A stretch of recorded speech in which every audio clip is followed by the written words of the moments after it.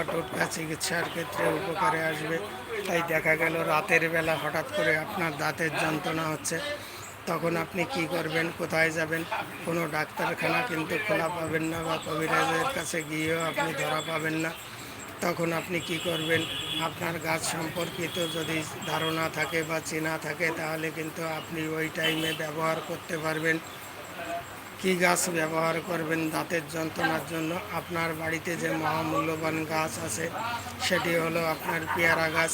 এই পেয়ারা গাছের কচি পাতা নেবেন, নেওয়ার পরে থেতো করে আপনি আপনার দাঁতের গর্তে লাগিয়ে দেবেন। দেখবেন আস্তে আস্তে আপনার দাঁতের যন্ত্রণা কমতে শুরু করেছে। এছাড়াও কিন্তু আপনি রসুন ব্যবহার করতে পারেন।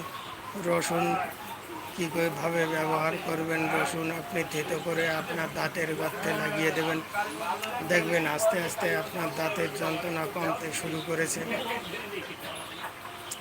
এছাড়াও আপনি রসুন তেল কিন্তু কিনতে পাওয়া যায়। এই রসুন তেল আপনি তুলোয় করে আপনার ওই দাঁতের গর্তে লাগিয়ে দেবেন। দেখবেন আস্তে আস্তে আপনি দাঁতের যন্ত্রণা কমতে শুরু করবে। এছাড়াও কিন্তু আপনি লবঙ্গ ব্যবহার করতে পারেন। লবঙ্গ আমরা গরম মশলাতে যে লবঙ্গটা ব্যবহার করি, এই লবঙ্গ আপনি ব্যবহার করবেন। কিভাবে ব্যবহার করবেন?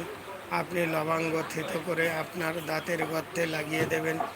দেখবেন আস্তে আস্তে আপনার দাঁতের যন্ত্রণা কমতে শুরু করবে। এছাড়াও কিন্তু লবঙ্গ তেল কিন্তু কিনতে পাওয়া যায়।